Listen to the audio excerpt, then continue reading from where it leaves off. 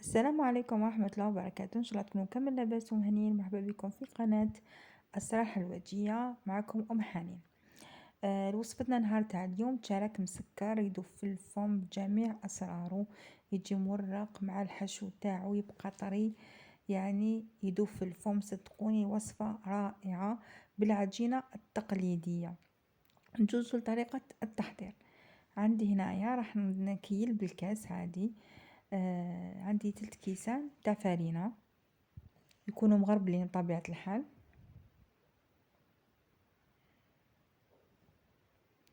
عندي قرصة تاع ملح، وعندي كيلة تاع سمن يعني طرية بدرجة حرارة الغرفة. انا درت كيلة هنا، كيلة صغيرة.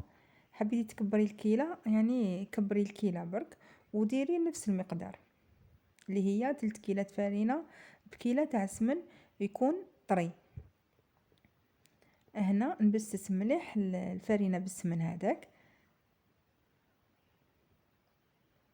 من بعد نبدا نطم العجين، ونضيفو المزهر بشويه ونطمو.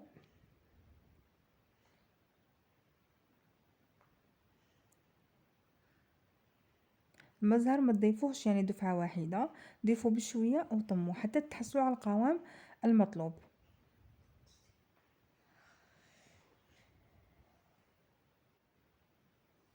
هذا القوام نحوسوا عليه العجين.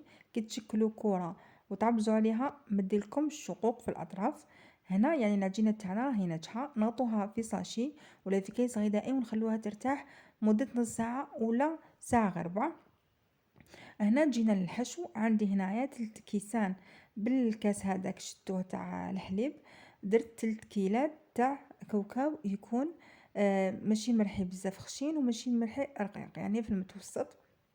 درت معاه مغرف صغيره تاع لافاني، وجبت هنا صفار حبه تاع بيض مع ربع كيلة تاع سكر عادي رحيتو. من بعد كي رحيتو ضفت هنايا ضفتو الصفر تاع البيضه، وضفت معاه كمية تاع مزهر، يعني حاجة قليلة باش يذوب لي هذاك السكر فقط. وضفت قشور الليمون، حوالي مغرف صغيرة تاع قشور الليمون، حيعطيني يعني ذوق هايل بزاف للحشو هذا.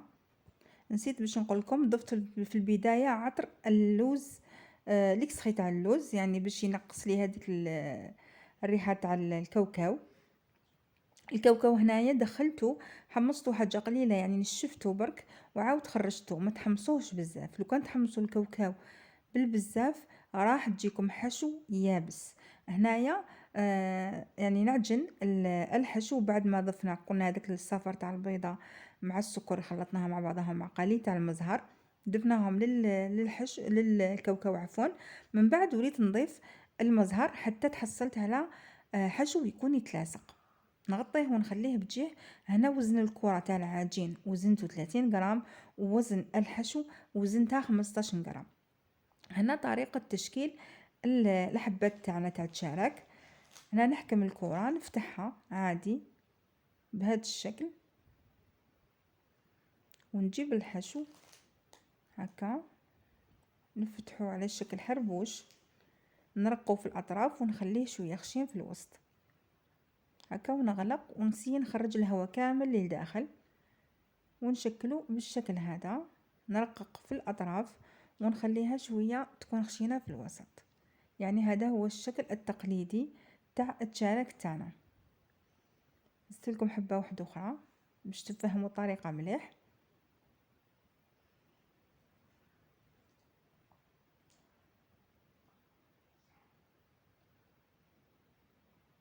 لازم التشارك تخدموه يعني ليلة مقبل، لازم يبات باش يدي الشكل تاعو ولا يدي لا فورم، باش كي يطيب ما يفسدش الشكل تاعو، يبقى على حاله. هنا بعد ما كملت الحبات كما قلت لكم درت لكم كيله صغيره. هنا نجيب كوردون ونثقب كامل الحبات باش ما يتنفخوليش داخل الفوق كي يكونوا يطيبوا. انا بعد ما طابولي على درجه 180 درجه، كي طابولي من التحت سخنت الفوق ما قبل 5 دقائق، كي طابولي من التحت شعلت من الفوق كملتهم طيبهم. ما طيبوهمش بزاف، ما تحمروش سورتو الحلويات التقليديه ما تحمروهمش بزاف، لو كان يحمروا سورتو اللي فيهم الحشو، لو كان يحمروا راح يبس لكم لداخل الحشو، يعني غير ينشفوا يدوا هذاك الاحمرار البسيط الخفيف هذاك نحوهم. من بعد هنايا جبت المزهر، ضفت له مغرف كبيره تاع فارينه، خلطته مليح. من بعد حكمت الحبات هادوك بعد ما بردوا بطبيعه الحال، دخلتهم غطستهم وخرجتهم درتهم فوق شباك. بعد ما قطروا جبت هنايا السكر الناعم، درته في ساشي، هذه طريقه رائعه في التسكار تاع التشارك المسكر. درته في ساشي ودرت الحبات هادوك بعد ما قطروا لي مليح، درتهم كما راكم تشوفوا كيفاش راني نخلط فيهم، غير بشويه باش ما يتكسروا لكمش الحبات تاعكم لداخل، غير بشويه سيسوا عليهم هكا باش يتوزع لي كامل السكر هذاك ويتغلفوا لي ولا يتسكروا لي كامل الحبات هذوك تاع التشارك.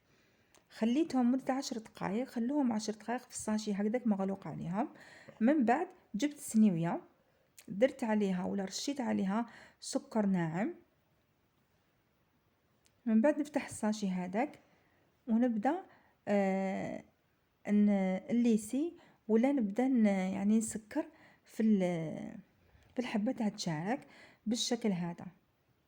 هذا الشكل ولا الطريقه الصحيحه في التسكار تاع التشارك، يعني سكروها بالكف تاع اليد بالطريقه اللي ندير فيها انا. وين تلقاو فارغ احكموا كميه تاع السكر ناعم وديروها بالفوق وعبزوا بالكف تاع اليد. من بعد امسحوها مسحه خفيفه كما راكم تشوفوا الطريقه راهي واضحه هكا. كما قلت لكم عبسوا يعني بحاجه خفيفه برك، عبزوا حاجه قليله من فوق هكا باش يلصق هذاك السكر ناعم في البلايص اللي يكونوا فارغين. من بعد امسحوا مسحه خفيفه برك. شوف كيف تسكروا لي ما شاء الله، يعني تسكروا لي بزاف هايلين، طريقه صدقوني رائعه. هذا السكر كي تحبوا تخدموا به يعني صفيوه برك ولا غربلوه وخدموا به عادي.